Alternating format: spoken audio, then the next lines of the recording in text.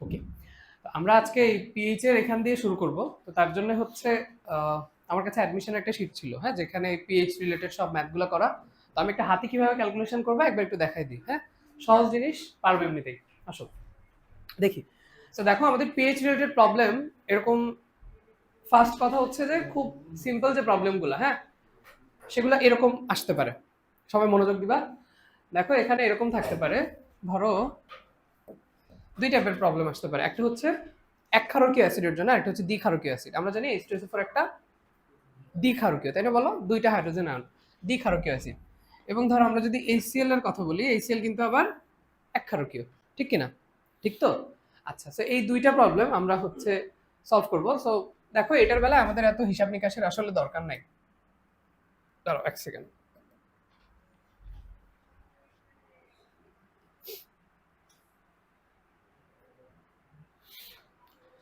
এই দুইটা হচ্ছে সবচেয়ে কমন টাইপ অফ এমসিকিউ, হ্যাঁ, যে দুইটা তুমি দেখেই ধুমধাম দাগাই দিতে পারবা। ওকে, দাঁড়াও এক সেকেন্ড।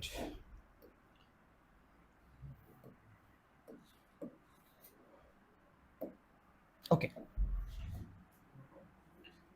দেখো তাহলে মনে করো, ধরো HCl রিলেটেড যে ম্যাথটা তোমাদের আসে এরকম, ধরো 0.005 মোলার HCl জিজ্ঞেস করলো যে এটার পিএইচ কত, ঠিক? তো তখন তোমার জাস্ট না 0.5 না দিই, 0.1 দিই, নাহলে তোমার জন্য আবার ঝামেলা হয়ে যাবে। এই যে, ওকে, এটা হচ্ছে সব থেকে ইজি টাইপের এমসিকিউ যেটা।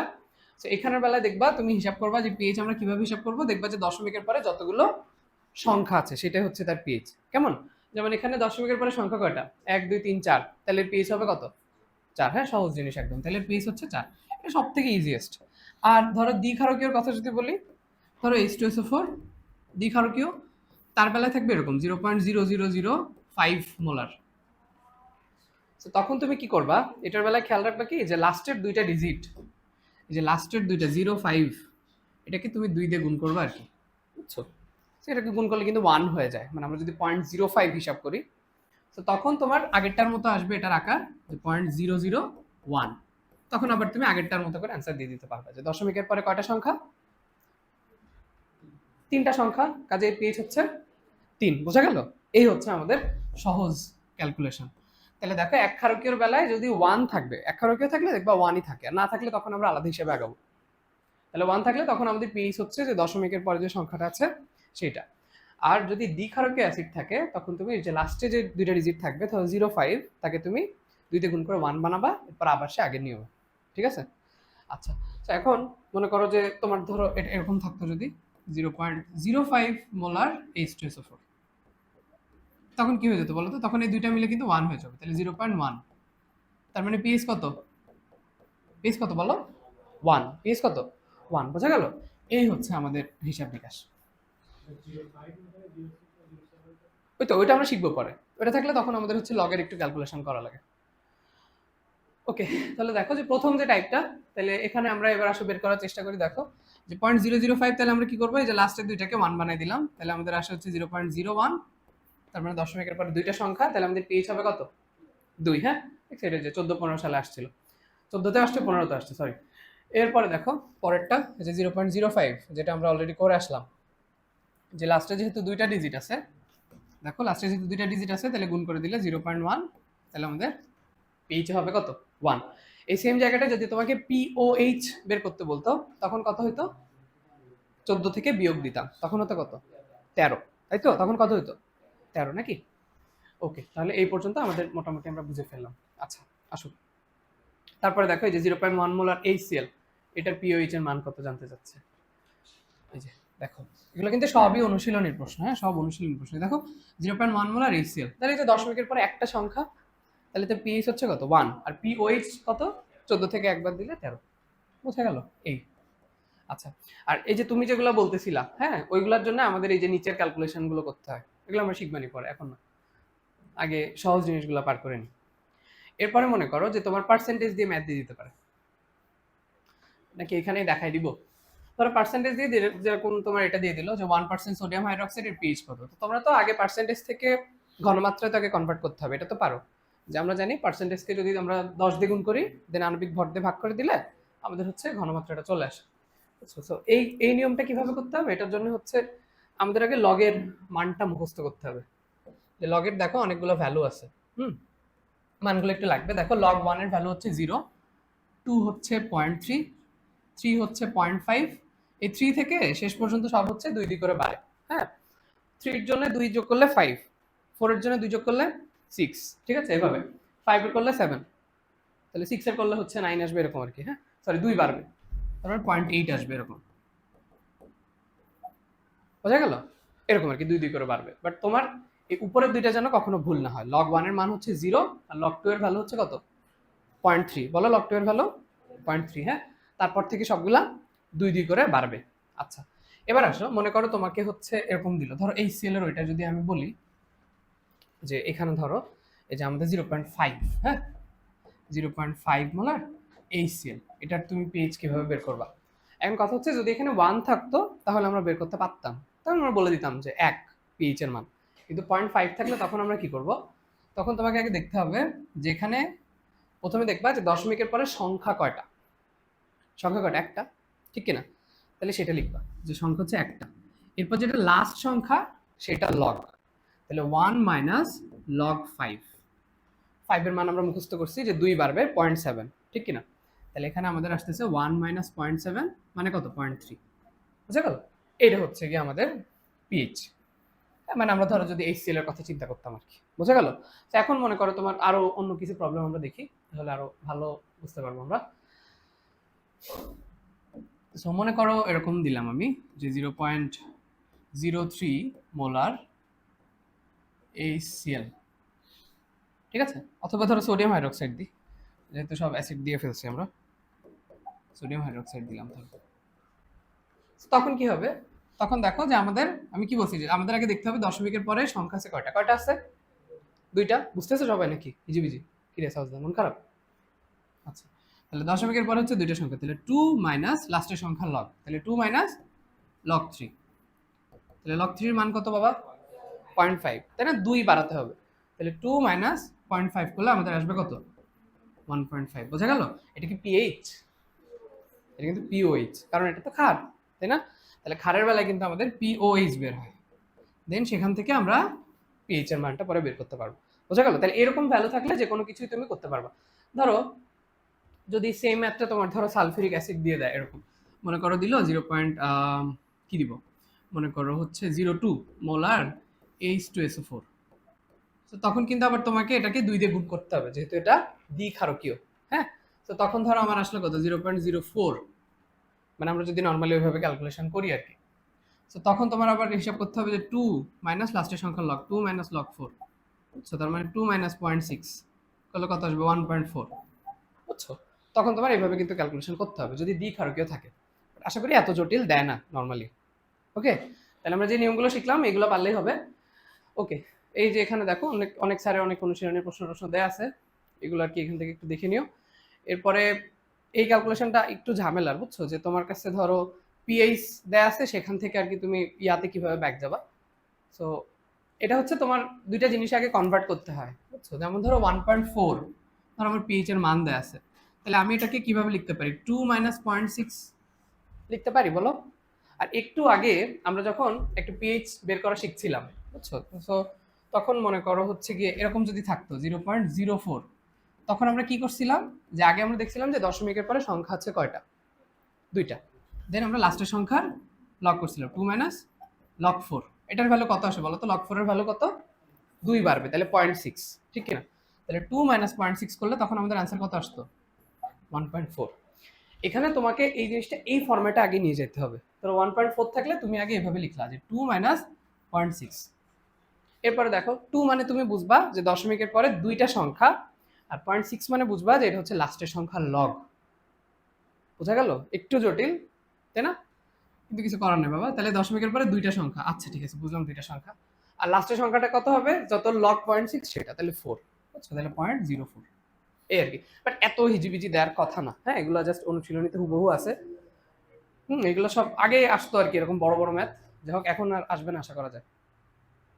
ঠিক আছে, তাহলে এটা আমরা এইভাবে করতে পারি। এই হচ্ছে মোটামুটি আমাদের পিএইচ পিওএইচ এর ম্যাথ, বুঝছো? আর ধরো এরকম ম্যাথ যদি থাকে যে কারো পিএইচ 6 ছিল সেখান থেকে আমি পিডিএফ দিয়ে দিব না গ্রুপে, যে আগে পিএইচ 6 ছিল সেখান থেকে 3 হলো, তাহলে ঘনমাত্রা কত গুণ বৃদ্ধি পেল, তাই না? 10 10 10, ঠিক আছে? তাহলে 10 গুণ 10 গুণ 10, এই হচ্ছে কি আমাদের অ্যান্সার। বোঝা গেল? তাহলে যে 10 কিউব টাইমস হচ্ছে বৃদ্ধি পাইছে। পারবা? এই টাইপের ম্যাথই আছে আর কি আমাদের অনুশীলনীতে। ঠিক আছে, এগুলো করলে ইনশাল্লাহ হবে। এবার আসলে আমরা তাহলে বইটা একটু দেখি এবং অনুশীলনী সলভ করার সময় আমরা দেখবো যে এই টাইপের ম্যাথ অনেকগুলো আসলে আছে। ঠিক আছে, তাহলে আমরা কি কি টাইপের ম্যাথ দেখলাম আরেকবার একটু বলে দিই। দেখো যে নর্মালি আমাদের সহজ ম্যাথে আসে, বুঝছো? সহজ মানে হচ্ছে এই যে এই টাইপের যে ম্যাথগুলো, যে তুমি এক ক্ষারকীয় এবং দ্বিক্ষারকীয় থাকলে তুমি জাস্ট নর্মালি এক ক্ষারকীয়ের বেলায় দশমিকের পরে কয়টা সংখ্যা আছে সেটা গুণ করে বলে দিতে পারবা। বোঝা গেল? ধরো এই সংখ্যাটা আমি যদি চেঞ্জ করে এরকম দিতাম, ধরো এটা আমি চেঞ্জ করে এরকম দিলাম 0.0003 মোলার HCl, কে বলবো আমাকে এটা? ইয়া বলো, নাবিলা বলো। প্রথমে আমি কত লিখবো? কত লিখবো? 4 লিখবো, যেহেতু দশমিকের পরে চারটা সংখ্যা। 4 মাইনাস লগ 3, লগ 3 এর ভ্যালুটা বলতে পারবা? 0.5, তাহলে 4 মাইনাস 0.5 করলে তখন আসে কত? 3.5। সহজ না? সহজ কিনা? আচ্ছা, তাহলে তোমার এইরকম দুই টাইপের ম্যাথ আসতে পারে। আর যদি দ্বিক্ষারকীয় থাকে তখন দেখবা যে নর্মালি 5 দিয়ে তোমাকে ম্যাথ দিবে আর কি, দেন ওই লাস্টের দুইটাকে তুমি 2 দিয়ে গুণ করলে যা আসবে সেটাকে আবার তুমি HCl এর ওই নিয়মে করে দিতে পারবে। ঠিক আছে? আচ্ছা, এরপর সেকেন্ড টাইপের তোমার যে ম্যাথগুলো আছে ওটা তো আমি দেখাইলাম যে পার্সেন্টেজ থেকে আসলে তোমাকে আগে ঘনমাত্রায় কনভার্ট করতে হবে, দেন এটা। আর এই নিয়মটাই হচ্ছে কি আমাদের মেইন, যেটা আর কি সবসময় মনে রাখবা, যে প্রথমে আমরা দেখবো দশমিকের পরে সংখ্যা কয়টা মাইনাস লাস্টের সংখ্যার লগ। ঠিক আছে? আর যদি পিএইচ দেওয়া থাকে তাহলে ওই যে উল্টা করে করতে হবে, দুইটা ফরম্যাটে নিবা, তারপর কি ক্যালকুলেশন করে করবা। প্র্যাকটিস করো এখানে যেগুলো আছে, আর অনুশীলনী যা আছে তো আমরা সলভ করবোই আজকে, সমস্যা নেই। আসো, আচ্ছা তাহলে এখান থেকে আমাদের এই যে পিএইচ স্কেলটাকে আবিষ্কার করছিল সোরেনসেন, নামটা একটু মনে রেখো, সোরেনসেন, উনি আর কি পিএইচ স্কেলটা প্রথম আবিষ্কার করছিল। ঠিক আছে, আসো সামনের দিকে যাই। এখানে অনেক কিছু পিএইচ আছে, যাদের তেল বেশি পড়তে পারো চাইলে, না পড়লেও খুব একটা অসুবিধা নাই। ঠিক আছে, এই জিনিস এত বেশি কখনো পরীক্ষায় আসে নাই, বইয়ে আছে। আচ্ছা, বিশুদ্ধ পানির পিএইচ এর মান কত মনে আছে তোমাদের? 7 হবে, তাই না? এবং পানির আয়নিক গুণফলের মান কত? 10 টু দি পাওয়ার -14, তাই না? 10 টু দি পাওয়ার -14। ঠিক আছে, ওকে। আচ্ছা, মনে আছে আশা করি। তোমাদের কি HCl এর কে এর মান মনে আছে? HCl এর কে এর মান মনে আছে? বলছিলাম যে মানে 2.5 ইন্টু 10 টু দি পাওয়ার কত? 7, তাই না? এই যে বলছিলাম 5 আর 2 যোগ করলে 7 হয়। ভুলে গিয়েছো সবকিছু? আজকে তো অনুশীলনী করতে হবে, সবই তো আবার মনে করতে হবে। ঠিক আছে, আসো সামনে যাই। ওকে বাবা। আচ্ছা, এটা তো খুব কমন কথা, এখান থেকে মেডিকেলের প্রশ্ন আসছে, দেখছো যে পেজ যদি 7 হয় তাহলে সে নিরপেক্ষ, 7-এর কম হলে অ্যাসিডিক, 7-এর বেশি হলে আবার ক্ষারীয়। ঠিক? আচ্ছা, এখান থেকে আমাদের তেমন কিছুই করার নাই। তাহলে এই যে পানির আয়নিক গুণফল যেটা 25 ডিগ্রি সেলসিয়াস তাপমাত্রায়, এটা একটু মনে রাখো, হ্যাঁ? আচ্ছা, তোমাদের বলো তো এই যে পানির আয়নিক গুণফলের একক কি? একক আছে নাকি কোনো? একক কিন্তু নাই। কে, কেবি, কেডব্লিউ, কারো কোনো একক আছে? নাই, কারো কিন্তু কোনো একক নাই, মনে রেখো একটু। ঠিক আছে, এই যে দেখছো এই ম্যাথটা আমরা কিন্তু একটু আগে দেখে আসলাম। পিএইচ এর মান দেওয়া আছে 1.4, তাহলে আমরা প্রথমে সেটাকে 2 মাইনাস 0.6 এই আকারে নিয়ে আসবো। এরপর আমরা বলবো যে আচ্ছা ভাইয়া দশমিকের পরে দুইটা সংখ্যা এবং লাস্টের সংখ্যাটা হচ্ছে 4, তাহলে এরকম 0.04। শিখছি কিনা একটু আগে? পারবে? হ্যাঁ ভাইয়া। হুম হুম। ও, কি ভাবলাম বুঝিনি। আচ্ছা, অসুবিধা নেই। এখান থেকে একটু বলো দেখি পেজ গুলো তোমাদের এখন পারো কিনা। 0.1 মোলার HCl পেজ কত হবে? কত হবে? 1 না? আচ্ছা, এটা আমাকে ইয়া বলো, এলমান বলো প্রথমে। এলমান, তাকাও। এখানে আমরা প্রথমে কত লিখবো? যে 0.2 মোলার HCl বের করতে বলছে, প্রথমে কত লিখবো? হ্যাঁ, প্রথমে লিখবো আমরা দশমিকের পরে কতগুলো সংখ্যা আছে সেটা, ঠিক কিনা? তাহলে 1 লিখলাম, তারপর মাইনাস লগ অফ 0.2 নাকি শুধু 2? শুধু 2 বাবা, লাস্টের ডিজিটটা শুধু। তাহলে 1 মাইনাস লগ 2, লগ 2 এর ভ্যালু হচ্ছে 0.3 নাকি? তাহলে 1 মাইনাস 0.3 করলে 0.7, বুঝছো? এই আর কি। আর এটা এটা সাজনা পারবা? 0.01 মোলার HCl পেজ কত হবে? এটাতে কি আর 2 করা লাগবে? 1 থাকলে কি আর করা লাগে? লাগে না। তাহলে এখানে কত হবে? 2। এখানে কিন্তু ডিরেক্ট 2। ঠিক আছে? তোমাদেরকে আরো প্র্যাকটিস করাইতে হবে। বাসায় গিয়ে একটু প্র্যাকটিস করো, বুঝছো? অনেক পড়া তো, আমরা তো একদিনে আসলে সব শেষ করতে পারবো না। দেখছো এই যে 0.69, 0.7 এর কাছাকাছি, এটা হচ্ছে 2 এবং আগেরটা হচ্ছে 1। ক্লিয়ার? বাসায় কিন্তু এগুলো প্র্যাকটিস করো সবাই। হাতে করার চেষ্টা করবে ক্যালকুলেটর ছাড়া, কারণ মেডিকেল আলটিমেটলি তোমার ক্যালকুলেটর দিবে না। আচ্ছা, এটা কে বলবা? যে কেউ নিজের ইচ্ছায় বল ভাইয়া। লাস্টে এখানে আছে কত? 0.5। তাহলে লাস্টের দুটো ডিজিটকে আমরা আগে 1 করবো না, তাই না? তাহলে 0.01। এবার পেজ কত হবে? 2, তাই না? এখানে তো অ্যান্সার দেখাই যাচ্ছে, এই যে 2 লেখাই তো আছে, তাও তোমরা কনফিউজড হয়ে যাচ্ছ কেন? ঠিক আছে, ওকে। তাহলে এগুলো বাসায় যেয়ে অবশ্যই অবশ্যই প্র্যাকটিস করবা। আচ্ছা ঠিক আছে, আসো সামনে যাই আমরা। ও, এখানে একটু খেয়াল করো। ধরো এই যে 1 মোলার সোডিয়াম হাইড্রোক্সাইড, হ্যাঁ, এটার পিওইচ কত? মনে রাখবা, এটার পিওইচ হচ্ছে ধরো 1 মোলার না, তাহলে এখানে কিন্তু আমার লগ 1 করতে হবে, আর লগ 1 এর ভ্যালু কিন্তু 0। তাহলে এখানের পিওইচ কিন্তু কত? 0। পিওইচ কত? 0। আর পিএইচ হচ্ছে 14। বোঝা গেল? পিএইচ কত? 14। মানে সেম ভাবে তোমার যদি এরকম একটা ম্যাথ দেয় যে 1 মোলার HCl দিয়ে বলে যে তার পিএইচ কত, কি বলবা? আন্ডা 0। গান কি ফোন বাজতেছে? তাহলে পিএইচ কত হবে? 0 0 0। কিন্তু যদি বলে পিওইচ কত? 14। পিওইচ কত? 14। বোঝা গেল? বুঝছো না বুঝুনি? ঠিক আছে, এটা কাট ডায়লগ। তোমরা শুনো নাই মনে হয় না? বুঝছো না বুঝুনি? আচ্ছা, এবার আসো সামনের দিকে যাই আমরা। ঠিক আছে, এরপরে দেখো, এরপরে আসো আমরা সামনের দিকে যাই। হ্যাঁ, আমার খুব ভালো লাগে ডায়লগটা, এই জন্য আমিও মাঝে মধ্যে দিই। এই ছোট হো বাবা, তোমাদের আগের পড়া কি মনে আছে? একটা অটো প্রভাবকের নাম বলো দেখি। ম্যাঙ্গানিজ 2+, তাই না? তোমরা বাকিরা কথা বলছো না কেন? বোবা হয়ে গিয়েছে সবাই? অ্যানিসোল, গ্লিসারিন, এটা কি ধরনের প্রভাবক বলো দেখি? ঋণাত্মক প্রভাবক, তাই না? সবার কাছে মন খারাপ। অসওয়াল্ড পদ্ধতিতে কি তৈরি করা হয়? কোন অ্যাসিড? সালফিউরিক অ্যাসিড নাকি নাইট্রিক অ্যাসিড? অসওয়াল্ড পদ্ধতিতে নাইট্রিক অ্যাসিড, তাই না? মনে আছে? আর স্পর্শ পদ্ধতিতে সালফিউরিক অ্যাসিড। ঠিক আছে, আসেন সামনে যাই। আচ্ছা, এবার দেখো বাফার দ্রবণ। হ্যাঁ, তো বাফারের ক্ষেত্রে খেয়াল করবা যে বাফার যদি অম্লীয় হয়, সবসময় দেখবা যেটা দুর্বল, হ্যাঁ, যদি অ্যাসিড দুর্বল হয় তাহলে বাফারটাও অ্যাসিডিক, আবার যদি ক্ষারটা দুর্বল হয় বাফারটা ক্ষারীয়। বোঝা গেল? এই হচ্ছে সহজ কথা। তাহলে কি বললাম?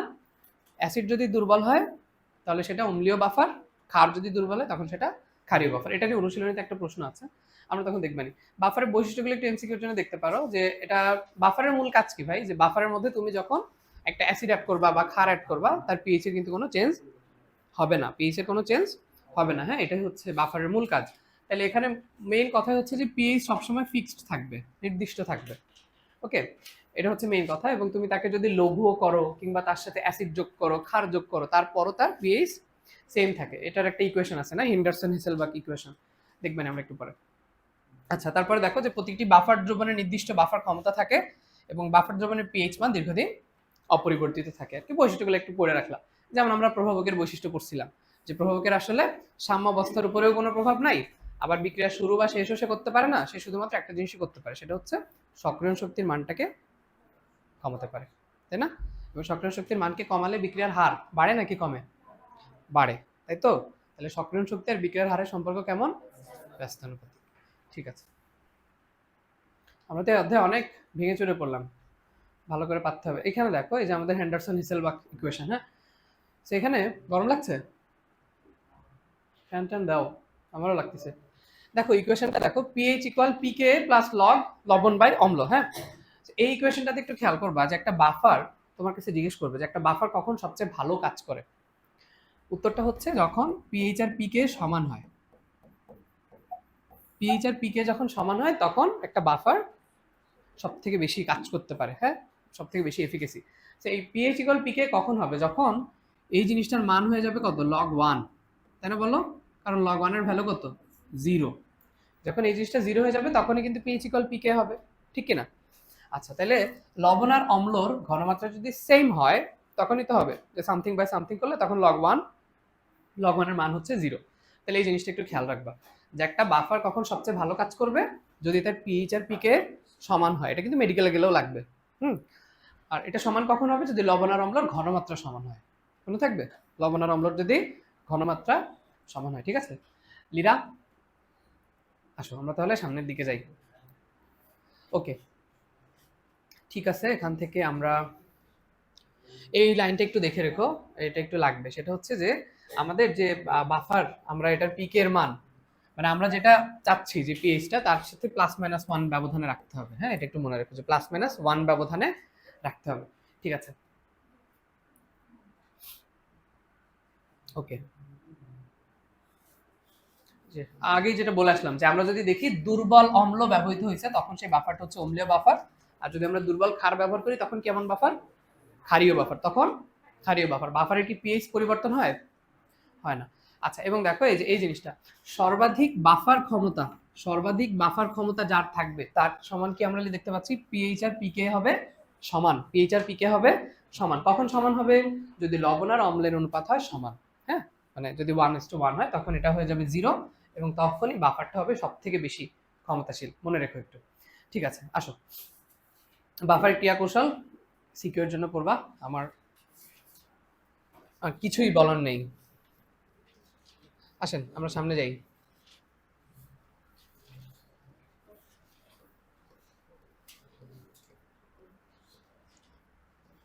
দেখছো কত লাইন, কিছুই লাগে না, খালি ম্যাথ।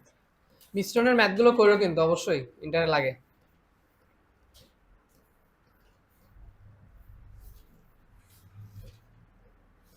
কত ম্যাথ রে ভাই, পৃষ্ঠা উল্টাতেই থাকো সবাই।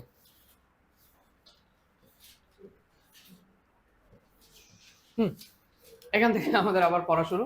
মানুষের রক্তের পিএইচ দেখো, রক্তের ক্ষেত্রে পিএইচ রেঞ্জ হচ্ছে 7.35 থেকে 7.45। পৃথিবীর সবাই পারে না, একটা নতুন ধরো বাচ্চা হয়েছে সেও কিন্তু এই জিনিসটা পারে।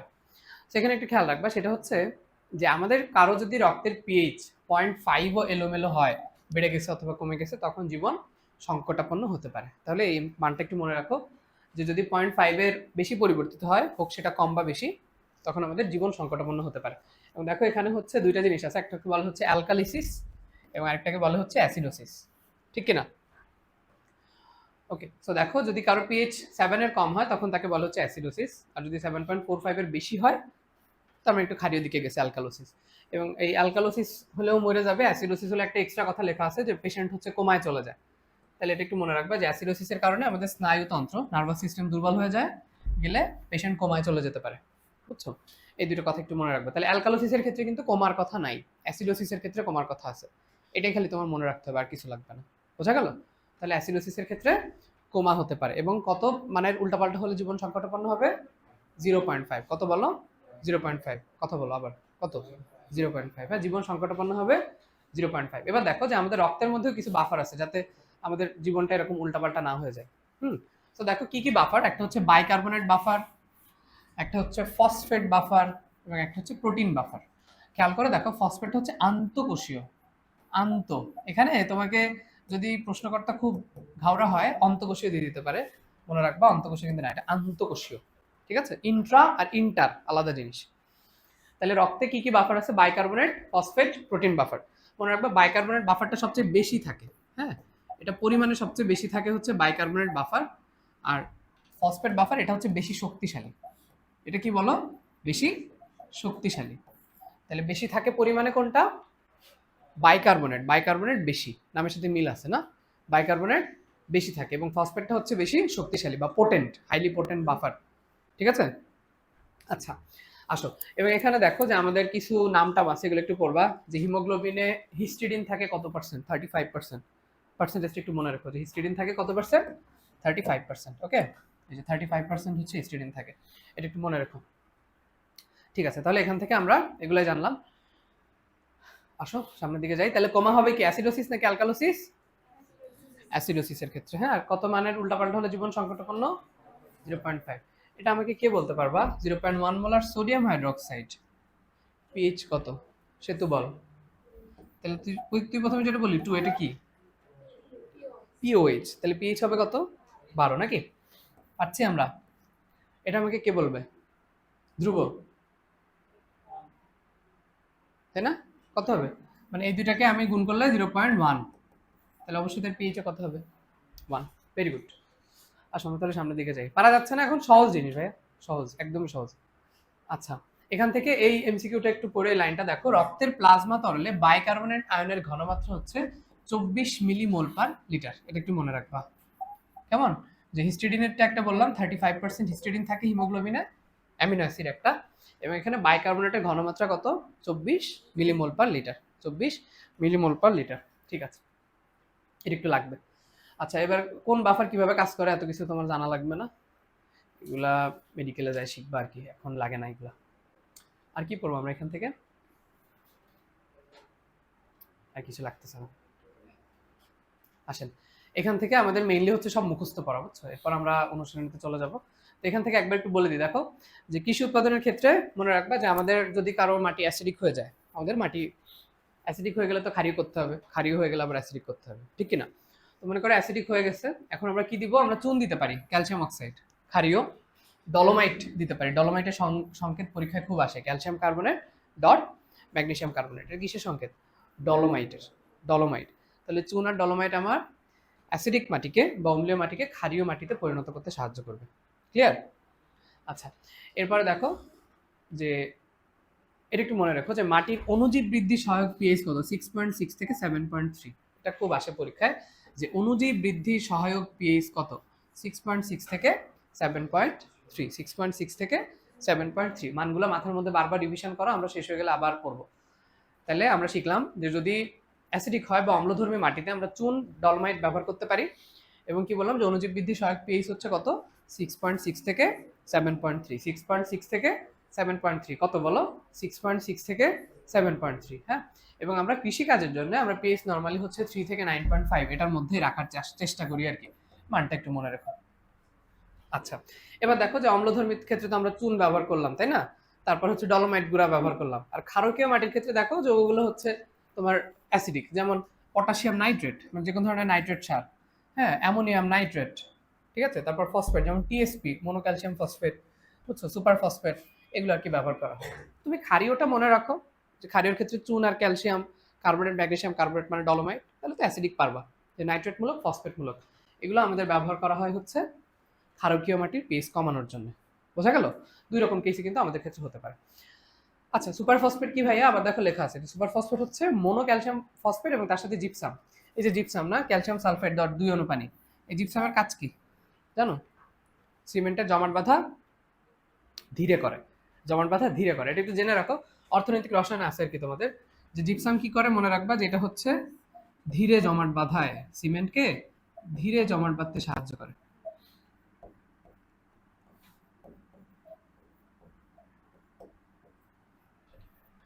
ধীরে ধীরে জমাট বাঁধে। ওকে, এখানে দেখো আরেকটা শিখে রাখো, ডিএপি, ডায়ামোনিয়াম ফসফেট, খুব ফেমাস একটা সার। এই সারটা এত ভালো যে ও একই সাথে অম্লীয়, ক্ষারীয়, নিরপেক্ষ সবখানে ঠিকমতো কাজ করতে পারে, মনে থাকবে। তাহলে ডিএপি বা ডায়ামোনিয়াম ফসফেট ও কি করে? অম্লধর্মী হোক, ক্ষারধর্মী হোক কিংবা নিরপেক্ষ সকল ধরনের মাটিতেই সমানভাবে কাজ করতে পারে, এরকম একটাই সার আছে, ডায়ামোনিয়াম ফসফেট। ওকে, আর আমরা কি বললাম যে সুপার ফসফেট হচ্ছে দুইটা জিনিসের সমন্বয়, একটা হচ্ছে মোনোক্যালসিয়াম ফসফেট, একটা হচ্ছে কি জিপসাম, একটা কি বলো? জিপসাম। এবং জিপসাম কি করে? জমাট বাঁধা ধীরে নাকি দ্রুত করে? ধীরে করে, ধীরে করে, হ্যাঁ। এবং দ্রুত করে হচ্ছে ট্রাই ক্যালসিয়াম অ্যালুমিনেট, শেখা লাগবে না, অর্থনীতিকে যাই পড়বো আমরা। ওকে, ঠিক আছে। তাহলে আমরা এখান থেকে যে কথাগুলো জানলাম, দেখি তোমাদের একবার মুখস্থ আছে নাকি আগের জিনিস, বলো দেখি। অণুজীব বৃদ্ধি সহায়ক পিএইচ কত? 6.6 থেকে 7.3, 6.6 থেকে 7.3। জীবন সংকটাপন্ন কত পিএইচ এর বেশি কম হলে? 0.5। হিস্টিডিন থাকে কত পার্সেন্ট হিমোগ্লোবিনে? 35%, 35%, তাই না? এবং আরেকটা বললাম হচ্ছে বাইকার্বনেট আয়নের ঘনমাত্রা কত ছিল, মনে আছে? 24 millimole per litre, 24 millimole per litre. আমরা জাস্ট ভ্যালুগুলো একটু মনে রাখতেছি যাতে আমাদের বাসায় গিয়ে একটু একটু মনে পড়ে, এটা তো একদমই মনে পড়বে না।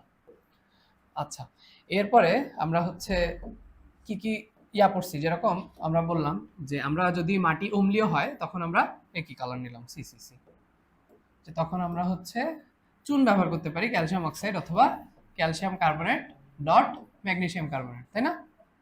এটার নাম কি? ডলোমাইট। এটার নাম কি?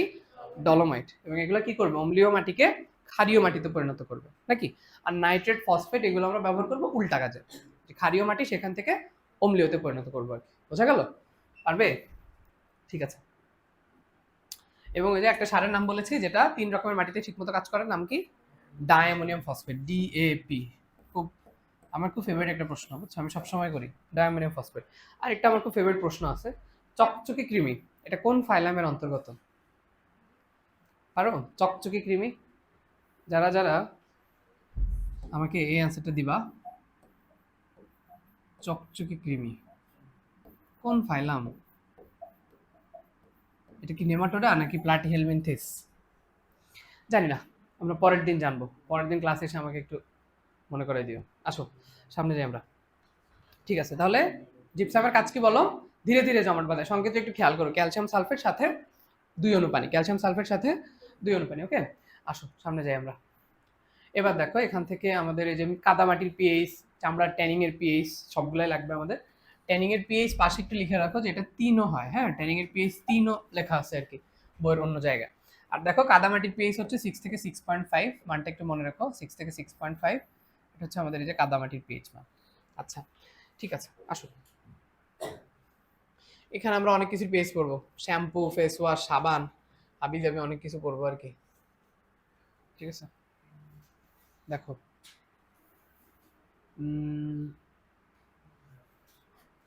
দেখো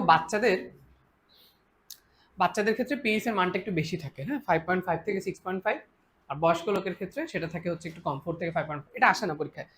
পরীক্ষায় এটা আসতে পারে তোমার যে অ্যান্টিঅক্সিডেন্টের উদাহরণ কি কি আছে। দেখো 3টা ভিটামিন আছে, একটু পড়বা, এ সি ই। হ্যাঁ, এটা কর্মমুখী রসায়ন আছে। অ্যান্টিঅক্সিডেন্ট মানে আমাদের জিনিসপত্র পচে যায় অক্সিডেশনের জন্য, মানে অক্সিজেনের সাথে বিক্রিয়া করার ফলে জিনিসপত্র কিন্তু এরকম মানে ক্ষয় হয়। হ্যাঁ, এই ত্বককে ব্যাকটেরিয়ার থেকে রক্ষা করতে গেলে আমাদের অ্যান্টিঅক্সিডেন্ট হিসেবে ভিটামিন এ সি ই কাজ করে। এবং দেখো গ্রিন টি এটাও সাহায্য করে। খাই না আমি গ্রিন টি, খুব বিশ্রী লাগে। ভালো লাগে গ্রিন টি খাইতে? ভালো লাগে? খাও তুমি? হতাশ। আমরা চা বলতে শুধু দুধ চাকেই বুঝি ভাইয়া, একমত কিনা? কড়া চিনি দিয়ে, একটু ভালো লিকার দিয়ে, সর, উফ, বেস্ট। দেখো এখান থেকে কয়েকটা একটু আমি তোমাদের বলি আমি যেভাবে পড়তাম। দেখো শ্যাম্পু, শ্যাম্পু প আছে, পতে হচ্ছে 5 থেকে 7। ওকে, তাহলে শ্যাম্পু প আছে তাই 5 থেকে 7। সাবান দেখো 7 এ 7। ওকে, টুথপেস্ট দেখো 2 মানে 8। হ্যাঁ, মিল আছে। আর ফেস ওয়াশ এভাবে পড়বা, ফেস ওয়াশ সতে হচ্ছে 6, তাহলে 6 থেকে 8। এই 4টা তো অ্যাটলিস্ট পারি। হ্যাঁ, আর কিছু পারি না পারি। ওকে, তাহলে দেখো শ্যাম্পু হচ্ছে 5 থেকে 7, সাবান হচ্ছে 7 থেকে 8, ফেস ওয়াশ ফেস 6 থেকে 8, টুথপেস্ট হচ্ছে 8। হ্যাঁ, আরেকবার দেখি, শ্যাম্পু হচ্ছে 5 থেকে 7, সাবান 7 থেকে 8, ফেস ওয়াশ 6 থেকে 8, একটাই মনে রাখো 6 থেকে 8, টুথপেস্ট হচ্ছে 8। বোঝা গেল? এই 4টা পিএইচ যেন অন্তত মনে থাকে। দেখি তোমরা এটা পারবা কিনা। মাটির পিএইচ আমি কমাতে চাই, অ্যাসিডিক করতে চাই, কোনটা দিব এখান থেকে? কোনটা? কি? Calcium carbonate, calcium oxide, ammonium carbonate, এই তিনটার মধ্যেই তো কার্বন মানে ক্যালসিয়াম কার্বন এগুলো থাকা মানেই তো ধরো তোমার ক্ষারীয়, তাই না? আমরা এই যে ফসফেটটা দিতে পারি। ঠিক আছে, অ্যামোনিয়াম ফসফেট মেবি ওটা, যেহেতু 2টা অ্যামোনিয়াম আছে। ঠিক আছে, আসো। তোমাদের বইয়ে দাগানো নাই বক্সের এমসিকিউ গুলো? অ্যান্সার দিচ্ছ না কেন তাহলে? কি হয় তোমাদের আমি বুঝলাম না, হতাশ। এখানে দেখো চোখের পানির পিএইচ, এটা মনে হয় যে আগের দিন কুইজের সময় জিজ্ঞেস করছিল, তাই না? তোমরা ছিলা কয়টার ব্যাচে? 12টার ব্যাচে। 12টায় দাও নাই কেউ এক্সাম? দিছাও? টাকা পাইছো কিছু? 100 টাকা কেউ? পরিচিত তো কাউরে পাইতে দেখলাম না। সব পোলাপান কালীগঞ্জ থেকে এসে ফার্স্ট হয়ে গেছে। কি অবস্থা? 50-50, সাতক্ষীরা থেকে আসছে 50-50। আর আমার খুলনার সোনার ছেলেরা, মেয়েরা। এই চোখের পানির পেজ দেখো 6.6 থেকে 7.6, স্যালাইভার পেজ 6.2 থেকে 7.4, মাতৃদুগ্ধের পেজ হচ্ছে 6.6 থেকে 6.9, প্রস্রাব হচ্ছে 4.5 থেকে 8, রক্তের পেজ আমরা পারি 7.4। ওকে, এবং পাকস্থলিতে তো খুবই অম্লীয় থাকে 1.5 থেকে 3.5। আর আমাদের পিত্তরস যেখানে ক্ষারীয় পরিবেশ লাগে সেখানে থাকে 7.4 থেকে 8। আচ্ছা, এগুলো তুমি নর্মালি এমনি মানে মনে রাখার চেষ্টা করো আর কি। তাহলে দেখো চোখের পানি হচ্ছে 6.6 থেকে 7.6, লালা হচ্ছে 6.2 থেকে 7.4, এটা তো বায়োলজিতেও পড়েছে। মাতৃদুগ্ধ হচ্ছে 6.6 থেকে 6.9, প্রস্রাব হচ্ছে 4.5 থেকে 8। আসলে এই রেঞ্জগুলো কি, ধরো তুমি যখন বজ্র নিষ্কাশন করছিলাম আমরা, তখন কিন্তু এটার পেজ ছিল আবার আরেক রকম, বুঝছো? তো হিজিবিজি আর কি, বাট যতটুকু মনে থাকে। যেমন ধরো পাকস্থলিতে যে অ্যাসিডিক, এটা তো তুমি জানো, তাহলে 1.5 বা 3 এর মাঝখানে থাকবে, ঠিক কিনা? তারপরে ধরো অন্ত্রের মধ্যে আমরা জানি ক্ষারীয়, তাহলে অবশ্যই সেটা 7 এর বেশি হবে, ঠিক? তাহলে এই জিনিসগুলো যেন অ্যাটলিস্ট মনে থাকে। ওকে, আচ্ছা আসো আমরা তাহলে সামনের দিকে যাই।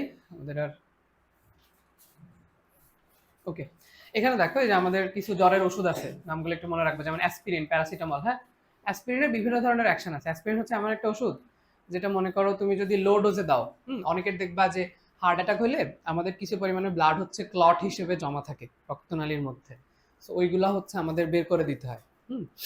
তো অ্যান্টিপ্লেটিলেট, মানে প্লেটিলেট যে ইফেক্টটা দেয় তার বিপরীত ইফেক্ট দিতে পারে অ্যাসপিরিন।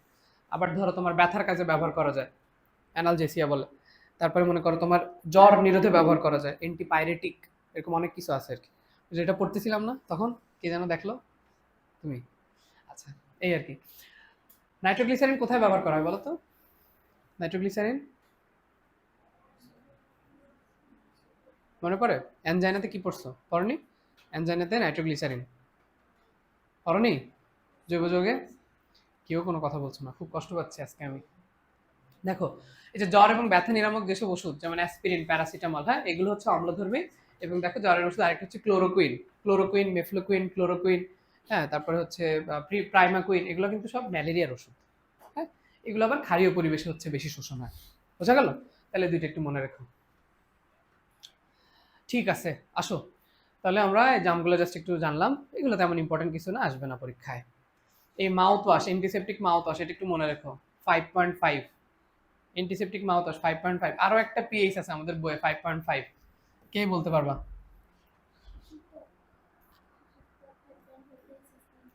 ওইটা আছে, আরেকটা আছে মেহেন্দি, লাসন, তাই না? মেহেদি কত পিএইচে সবচেয়ে ভালো কাজ করে, পড়েছো কর্মমুখী রসায়নে নাকি নাই সিলেবাসে? সিলেবাসে নাই না, সরি, ওটা হচ্ছে 5.5। বুঝছো, আমরা এভাবে মনে রাখতাম আর কি, যে এই যে দুই হাতে মেহেদি দেয়, তাই 5.5।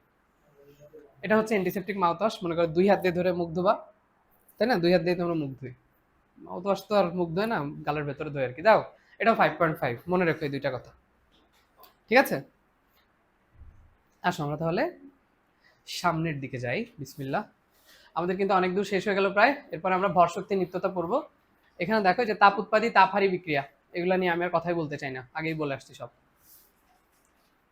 এখানে দেখো আমাদের বিভিন্ন ধরনের তাপ আছে, যার মধ্যে কয়েকটা তাপ আমরা আগের দিনই পড়ছিলাম, যেগুলো হচ্ছে সবসময় তাপ উৎপাদী হয়। কি কি বলতো, মনে আছে?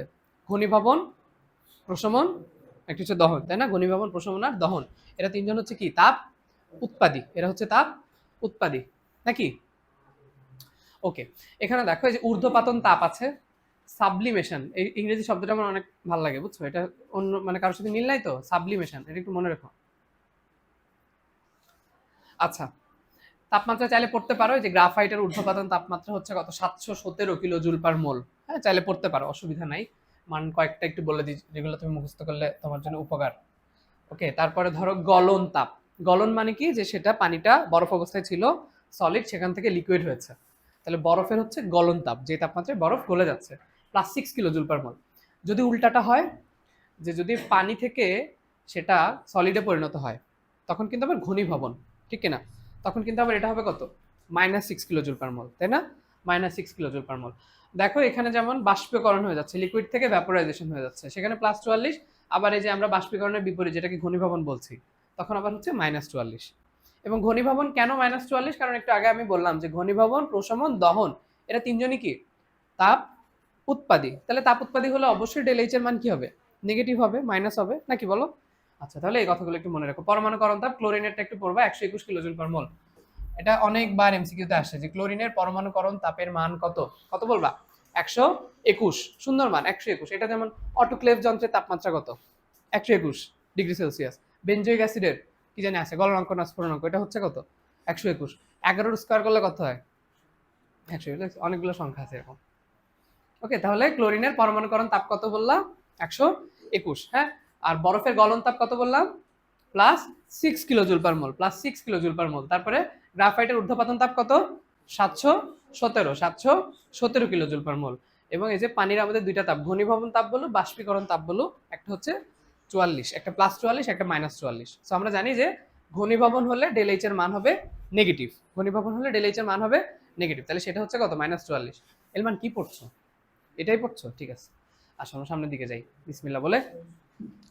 এবার আসো আমরা দেখি দ্রবণ তাপের কি কি বৈশিষ্ট্য আছে, এগুলো আমরা জানতে চাই না। এবং প্রশমন তাপ, দেখো আমাদের প্রশমনের একটা আদর্শ মান আছে, বুঝছো, 57.34 কিলোজুল। মানটা একটু মনে রাখো, সামনে যে আমরা একটা বক্স পড়বো, ঠিক আছে, 57.34 কিলোজুল তাপ সেটা সে শোষণ করবে, প্রশমন তাপ। এবার আসো দেখো তীব্র অ্যাসিড এবং তীব্র ক্ষারের ক্ষেত্রে তাহলে আমাদের প্রশমন তাপের মান কত, 57.34, হ্যাঁ, 57.34, ঠিক আছে। তো যদি দুর্বল হয় তখন কিছু চেঞ্জ হবে, আমরা এই চেঞ্জগুলো এই যে বক্সটা খুব ইম্পর্টেন্ট, হ্যাঁ, মাস্ট, প্রশ্ন আসবেই তোমার এখান থেকে, পৃথিবীতে আর কিছু মিস যাক আর না যাক, এখান থেকে কোশ্চেন মিস যাবে না। তাহলে দেখো যে HCl এবং সোডিয়াম হাইড্রোক্সাইড দুইটা হচ্ছে শক্তিশালী অ্যাসিড, শক্তিশালী ক্ষার, ঠিক কিনা? তাহলে তাদের বেলা আদর্শ মান যেটা 57.34। ওকে, মান আমি কিভাবে পড়তাম একটু বলি। তো আমি পড়তাম কি যে আচ্ছা ঠিক আছে, HCl এর সাথে সোডিয়াম হাইড্রোক্সাইড দিলাম, তাই 3-4 হলো।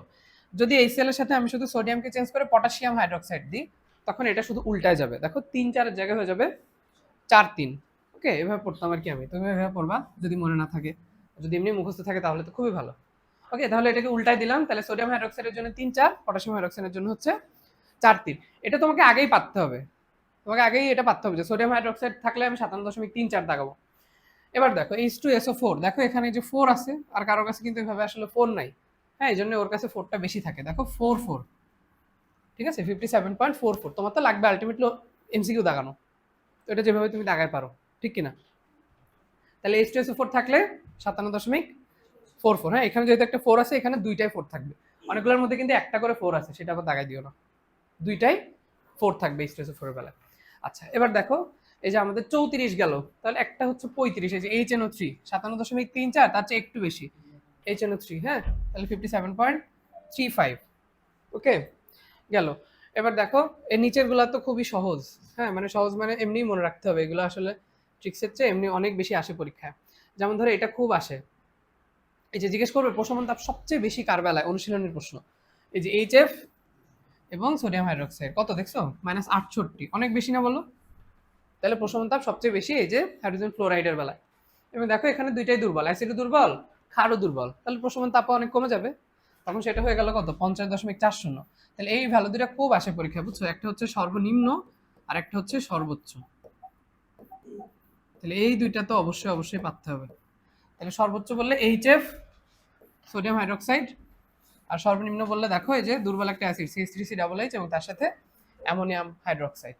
ওকে, এবং দেখো এখানে যে আমাদের অ্যাসিড আছে CH3CH এবং তার সাথে সোডিয়াম হাইড্রোক্সাইড দিলে 55.14। এটা আসে না পরীক্ষায় অত, বাট তাও লাগবে, মনে রেখো। ওকে, তাহলে মানগুলো একবার একটু চোখ দিয়ে দেখো, আমরা একটু পরে আরেকবার একটু পড়বো এটা। তাহলে প্রথমে আমরা বলছি যে HCl আর সোডিয়াম হাইড্রোক্সাইড দিলে 57.34, এটা আমরা অলরেডি মুখস্থ করছি। সোডিয়ামের জায়গায় যদি পটাশিয়াম দিই তাহলে 3-4 উল্টা হয়ে যাবে 4-3। H2SO4 থাকলে 4 আছে, দুইটাই হবে 4, আর HNO3 থাকলে 3-4 এর চেয়ে অল্প একটু বেশি হবে 3-5। তারপর সবচেয়ে বেশি হবে HF থাকলে 68, সবচেয়ে কম হবে হচ্ছে একটা দুর্বল অ্যাসিড CH3CH, আবার ক্ষারও যদি দুর্বল হয় অ্যামোনিয়াম হাইড্রোক্সাইড, তখন হবে মান কত, 50.40। আর যদি খাট্টা আবার একটু শক্তিশালী হয়ে যায় সোডিয়াম হাইড্রোক্সাইড, তখন হবে 55.14। ঠিক আছে, এই। আচ্ছা, এবার আসো তাহলে আমরা দেখি, একটু না দেখে বলার চেষ্টা করি, তোমাদের দেখি কেমন মনে আছে। বই দেখো না, বইটাই দেখো না। তাহলে প্রথমে আমি দিলাম HCl এবং সোডিয়াম হাইড্রোক্সাইড, কত হবে, 57.34। এবার আমি HCl এর সাথে পটাশিয়াম হাইড্রোক্সাইড দিলাম 57.43, তাই না, উল্টায় গেল। এরপর আমি H2SO4 এর সাথে, ওটা কি ছিল, সোডিয়াম হাইড্রোক্সাইড মেবি নাকি, কত হবে, 57.44, ভেরি গুড। এরপরে আমরা HNO3 দিব, তখন আমাদের ভ্যালু কত আসবে, 57.35, তাই না। আর তিনটা ভ্যালু আমি একটু বলছি কষ্ট করে মনে রাখতে, একটা হচ্ছে HF এবং সোডিয়াম হাইড্রোক্সাইড থাকলে সেটা হবে সবচেয়ে বেশি 68.60, তাই না? এগুলো কিন্তু সবই মাইনাস, সবই মাইনাস। প্রশমন তাপ মানে ডেল এইচ কত? Minus, del H negative. আচ্ছা, তারপরে যদি CH3COH থাকে, এটার দুইটা আছে, একটা হচ্ছে দুর্বল ক্ষার, একটা হচ্ছে শক্তিশালী, তাই না? এটার ক্ষেত্রে আমরা দেখছি যে NH4OH, এটার বেলায় মানটা হয় কম, তাই না? 50.40। আর যদি সোডিয়াম হাইড্রোক্সাইড বা শক্তিশালী ক্ষার দেওয়া হয় তখন হয় 55, তাই না? 55 সামথিং এরকম কথা জানি দেখলাম। ওকে, তাহলে এই দুইটা তিনটা ভ্যালু কিন্তু অবশ্যই অবশ্যই মনে রেখো। এগুলো ভুল হলে কিন্তু হবে না, বক্সটা ভালো মতো পাততে হবে। ঠিক আছে, পারবে? চেষ্টা করো বাসায় গিয়ে এগুলো একটু আত্মস্থ করার। ঠিক আছে, তাহলে তীব্র অ্যাসিড তীব্র ক্ষার বললে কিন্তু ফিক্সড, এটা 57.34। ঠিক আছে, ওকে। আর যদি কারোর ক্ষেত্রে দেখো যে ধরো শক্তিশালী অ্যাসিড এবং ক্ষারের বিক্রিয়াতে আমাদের 1 মোল লবণ তৈরি হবে, কারোর ক্ষেত্রে দেখলা যে 2 মোল লবণ তৈরি হয়েছে, 2NaCl, তখন তুমি প্রশমন তাপ যদি জিজ্ঞেস করে তাহলে 2 গুণ 57, তখন 114 মতো আসে আর কি। বোঝা গেল? বুঝনি? মানে মনে করো এদের দুইজনের বিক্রিয়াতে 1 মোল NaCl তৈরি হবে, ধরো H2SO4 আর সোডিয়াম হাইড্রোক্সাইডের বিক্রিয়া দিলাম, তখন তো আবার 2 মোল তৈরি হবে, তখন প্রশমন তাপটার মান হয়ে যাবে কিন্তু ডাবল। বুঝছো? তখন হয়ে যাবে 114। সেটা আমরা অনুশীলনীতে একটা প্রশ্ন আছে আর কি, এই জন্য বলে নিলাম আগে থেকে, দেখো তখন অসুবিধা নেই। আচ্ছা, এখান থেকে বন্ধন শক্তি পড়া লাগবে না, ভুলে যাও বন্ধন শক্তির কথা। এই জিনিস পড়লে কি মনে থাকে নাকি? এগুলো অনেকে পড়তে বলে, না পড়াই ভালো, মনে থাকে না। আমি পড়তাম না। আসেন স্যার, আমরা দেখি প্রায় শেষ, আমাদের অল্প একটু বাকি আছে, এরপর আমরা অনুশীলনী পড়লে আমাদের মোটামুটি অধ্যায় শেষ। কি বিরাট একটা বিস্তৃত একটা অধ্যায়। ল্যাভোইসিয়ে এবং হেসের সূত্র দেখো, প্রথমটা হচ্ছে ল্যাভোইসিয়ে ল্যাপ্লাসের সূত্র, যেটা আমরা একটু আগে বলে আসলাম, যে একটা যদি +6 হয়, যে বরফ থেকে পানি হচ্ছে +6, তাহলে পানি থেকে বরফ হলে সেটা আবার কত হবে? -6। হ্যাঁ, এটাই হচ্ছে ওর বাংলা কথা। যে কোনো রাসায়নিক বিক্রিয়ায় যে পরিমাণ এনথালপির পরিবর্তন ঘটে, ওই বিক্রিয়া যদি বিপরীত দিকে সংঘটিত হয় তাহলে একই পরিমাণ এনথালপি হবে, শুধু চিহ্নটা চেঞ্জ হয়ে যাবে। বোঝা গেল? এই কথাটা বাংলায় একটু সুন্দর করে লিখে দিবে। এটা হচ্ছে ল্যাভোইসিয়ে ল্যাপ্লাসের সূত্র, এবং এটা হচ্ছে হেসের সূত্র। হেসের সূত্রটা হচ্ছে যে মনে করো তুমি একটা লম্বা রাস্তা ঘুরে গেছো এখান থেকে এখানে, কিন্তু আলটিমেটলি শুধুমাত্র এইটুকের যোগফল কাউন্ট হবে। বুঝছো? এই আর কি, যে যদি একাধিক ধাপে সংগঠিত হোক না কেন, প্রত্যেক ক্ষেত্রেই হচ্ছে এনথালপি সমান থাকবে। এই হচ্ছে আমাদের মূল কথা। ওকে, যদি শুরু আর শেষ সেম থাকে। বাংলা কথাটা একটু মুখস্থ করবা যাতে খতে আসলে লিখতে পারো। এবং আরেকটা নাম আছে, এটাকে বলা হচ্ছে তাপ সমষ্টিকরণ সূত্র। এসের সূত্রের আরেক নাম কি বললাম? তাপ সমষ্টিকরণ সূত্র। এটা একটু মনে রাখবা, দাগ পড়ে না কেন, তাপ সমষ্টিকরণ সূত্র। গেল? ঠিক আছে, আই থিঙ্ক আমাদের, ও আচ্ছা, এখান থেকে আরেকটা একটু পড়ে যে বিক্রিয়া তাপ, এটা লাগে, এই এমসিকিউটা একটু পড়বা। রোম্বিক সালফার থেকে মনোক্লিনিক সালফারে পরিণত করতে কত তাপ শোষিত হয়? 0.29 কিলোজুল পার মোল। এগুলা কোচিং এর পরীক্ষায় অহরহ আসে, খুব ফেমাস কোয়েশ্চেন। 0.29 কিলোজুল পার মোল, মনে থাকবে?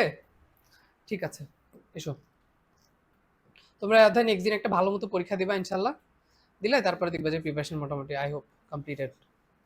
ঠিক আছে, গ্রাফাইটের ঊর্ধ্বপাতন তাপ কত ছিল মনে আছে কারো? 717, তাই না? 717। বাকিরা কেউ কোনো অ্যান্সার দাও না। আচ্ছা, এখানে দেখো অক্সালিক অ্যাসিডের দ্রবণ তাপ নির্ণয় করার পদ্ধতির নাম কি? ক্যালোরিমিতি। ক্যালোরিমিতি, হ্যাঁ মনে রেখো একটু, ক্যালোরিমিতিক পদ্ধতি। ঠিক আছে, আসো আমরা সামনের দিকে যাই। আচ্ছা, তাহলে আমাদের অধ্যায় মোটামুটি শেষ। এই ছিল আমাদের অনুশীলনী, এই কি বলে অধ্যায়, অনেক কষ্টে শেষ হইলো, বিরাট বিস্তৃত একটা চ্যাপ্টার। তাহলে দেখো, প্রথমে আমরা পিএইচ পড়ছি, পিএইচ কিভাবে বের করতে পারি।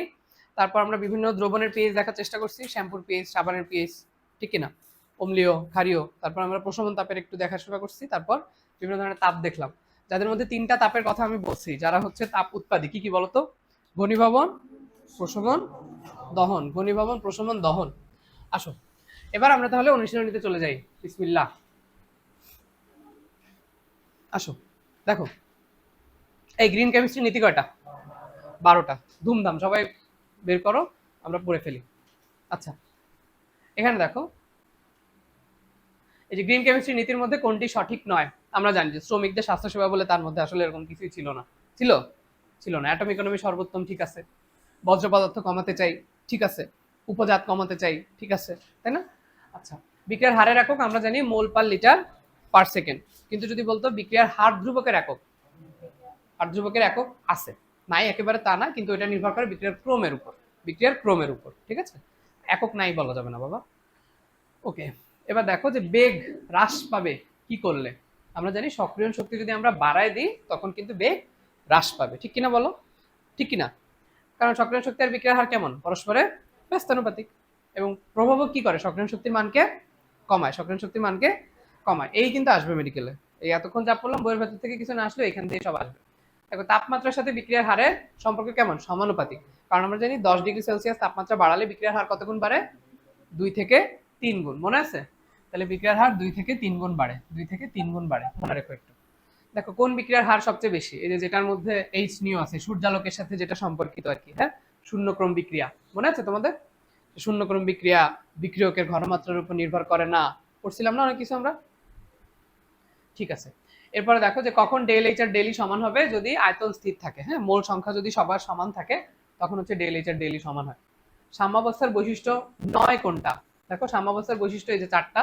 একটা হচ্ছে সাম্যের স্থায়িত্ব, উভয় দিক থেকে সুগম্যতা, বিক্রিয়ার অসম্পূর্ণতা, প্রভাবকের ভূমিকাহীনতা। বিক্রিয়ার হার বলে কিন্তু কোনো প্রভাবক নাই। তোমরা দুই বোন কেউ বই আনোনি? অন্য ব্যাচ থেকে আসছো? ও গ্রুপে মেসেজ দেখোনি না?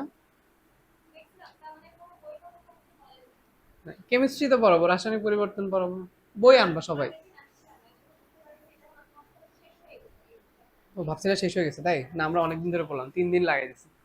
আচ্ছা এরপরে দেখো তাপহারী বিক্রিয়া। আমরা জানি যে একমাত্র দহন বিক্রিয়া যে তাপহারী নাইট্রোজেনের, তাই না? এটা বহুবার বলছি ক্লাসে যে নাইট্রোজেনের দহন বিক্রিয়াটা হচ্ছে তাপহারী বিক্রিয়া। দেখো ঋণাত্মক প্রভাবক অ্যাসিড এবং অ্যালকোহল সবাই হচ্ছে কি ঋণাত্মক প্রভাবক, তাহলে গ্লিসারিনও একটা ঋণাত্মক প্রভাবক।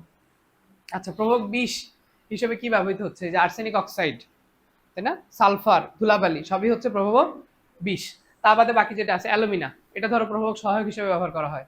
হ্যাঁ, তারপরে মনে করো তোমার ম্যাঙ্গানিজ ডাইঅক্সাইড, এটা হচ্ছে একটা কি ধনাত্মক প্রভাবক, ঠিক কিনা? ধনাত্মক প্রভাবক, মনে আছে? ম্যাঙ্গানিজ ডাইঅক্সাইড একটা ধনাত্মক প্রভাবক। কিন্তু যদি বলে Mn2+ আয়ন তখন বলবা অটো প্রভাবক। তখন কি বলবা?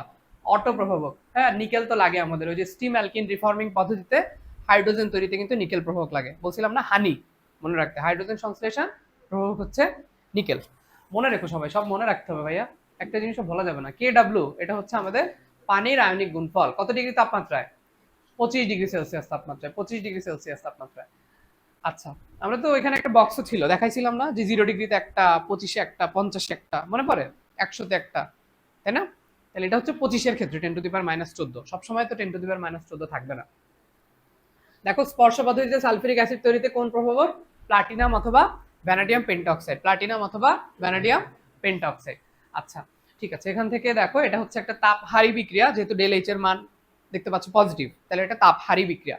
এবং তাপহারী বিক্রিয়া যদি আমরা তাপমাত্রা বাড়াই তাহলে উৎপাদন বৃদ্ধি পায়, এবং তাপ উৎপাদিত কি হয়? তাপমাত্রা কমালে উৎপাদ বৃদ্ধি পায়, ঠিক আছে? উল্টা। তাহলে তাপ হারি যেহেতু উচ্চ তাপমাত্রায় ঠিক আছে। আর উচ্চ তাপ কিভাবে বুঝলাম? যেখানে মোল সংখ্যা হচ্ছে 2 আর 1 3 এবং এই পাশে হচ্ছে 2, তাহলে অবশ্যই চাপ বৃদ্ধি করলে সেটা বেশি থেকে কমের দিকে যাবে। এটাই শিখাইছিলাম না, যে সবসময় বেশি থেকে কমের দিকে যায়। তাহলে যেহেতু কম মানে উৎপাদ, তাহলে অবশ্যই সেখানে উৎপাদ বৃদ্ধি পাবে। তাহলে সর্বোচ্চ উৎপাদনের শর্ত হচ্ছে উচ্চ তাপমাত্রা উচ্চ চাপ। ক্লিয়ার? বোঝা গেল? আচ্ছা উচ্চ তাপমাত্রা উচ্চ চাপ। আজকে তোমরা একদমই রেসপন্স করছো না কেন? বাড়ি থেকে নিয়ত করে আসছো? এখানে দেখো কেপিকেসির সম্পর্ক এই এই রিলেটেড ম্যাথে আসে সবসময়। হ্যাঁ, ওই যে KP equal KC RT to the power del N, বুঝছো? সেটা একটু করো যে উৎপাদ বিয়োগ বিক্রিয়ক, এটাই খালি মনে রাখবা যে উৎপাদ বিয়োগ বিক্রিয়ক। তাহলে 2 বিয়োগ 4 করলে কত আসে? -2। হ্যাঁ, তাহলে কেসি আরটি টু দি পাওয়ার -2, এইভাবে আর কি। বাকিগুলো দেখো সব করে দেওয়া আছে, তোমরা এখান থেকে একবার একটু দেখে নিও। আচ্ছা আমি একটু এটা নিয়ে কথা বলতে চাই। 18 নম্বর দেখো কেপিকেসির ক্ষেত্রে পড়ানোর সময় কিন্তু বলছিলাম যে কেপিকেসি কঠিন পদার্থের ক্ষেত্রে কিন্তু আমরা কখনো বিচার বিবেচনা করব না। ওকে, তাহলে দেখো এই যে ক্যালসিয়াম কার্বনেট, ক্যালসিয়াম অক্সাইড, এই দুইটা হচ্ছে কি সলিড, তাহলে কি তাদেরকে আমরা হিসাব করব? করব না। আমরা শুধুমাত্র গ্যাস অবস্থায় যে আছে কার্বন ডাইঅক্সাইড তারটা ক্যালকুলেশন করব। হ্যাঁ, এই জন্য এই যে আমরা এটা হচ্ছে আমাদের অ্যান্সার। আচ্ছা কেপি এর একক কি? কেপিকেসির আসলে কোনো একক নাই, কিন্তু তারপরও যদি একক বিহীন এরকম অপশন না থাকে তখন হিসাব করে যেটা আসে সেটা দাগাই দিবা। আচ্ছা এখানে একটু খেয়াল করো, এই যে দেখো হাফ, মানে যদি 2 দিয়ে হাফ দিয়ে সবাইকে গুণ করে দিছে আর কি, বুঝছো? তো হাফ দিয়ে যদি গুণ করে দেয় মনে রাখবা যে সম্পর্ক হচ্ছে রুট ওভার হয়ে যায়। হ্যাঁ, এই আর কি সূত্র, মানে সেটা পাওয়ারে চলে যায়, যেটাতে ভাগ করা হয় সেটা পাওয়ারে চলে যায়। এটা হচ্ছে মেইন কথা, যে যেটাতে ভাগ করা হয় সেটা পাওয়ারে চলে যায়। এখন মনে করো যে শান্ত, মনে করো আমি বললাম যে শান্তর পাওয়ার হচ্ছে হাফ, এটা মানেই কিন্তু রুট ওভার শান্ত, ঠিক কিনা বলো? ঠিক না? এটাই হচ্ছে মেইন কথা, বুঝছো? তাহলে তখন আমরা k1 এর পাওয়ার দিয়ে দিলাম হাফ, এবং পাওয়ার হাফ মানে সেটা হচ্ছে কি রুট ওভার k1, বুঝা গেল? তাহলে যেটাতে ভাগ করবা সেটা পাওয়ারে চলে যাবে, যেটাতে ভাগ করবা সেটা পাওয়ারে চলে যাবে, এই হচ্ছে মেইন কথা। ওকে, দেখো এটা একটা তাপ উৎপাদী বিক্রিয়া, যেহেতু উৎপাদের সাথে তাপ আছে, এবং তাপ উৎপাদী বিক্রিয়া যদি তুমি তাপমাত্রা বৃদ্ধি করো, তখন আমি কি বলছি, যে উৎপাদের পরিমাণ বৃদ্ধি পাবে নাকি হ্রাস পাবে? উৎপাদের পরিমাণ হ্রাস পাবে। কনফিউজড? তাপ উৎপাদী বিক্রিয়ায় তাপমাত্রা বাড়ালে উৎপাদের পরিমাণ হ্রাস পায়, তাপহারী বিক্রিয়ায় তাপমাত্রা বাড়ালে উৎপাদের পরিমাণ বৃদ্ধি পায়। বুঝছো? সহজ জিনিস। ওকে, বুঝিনি? কেউ কিছু বললা?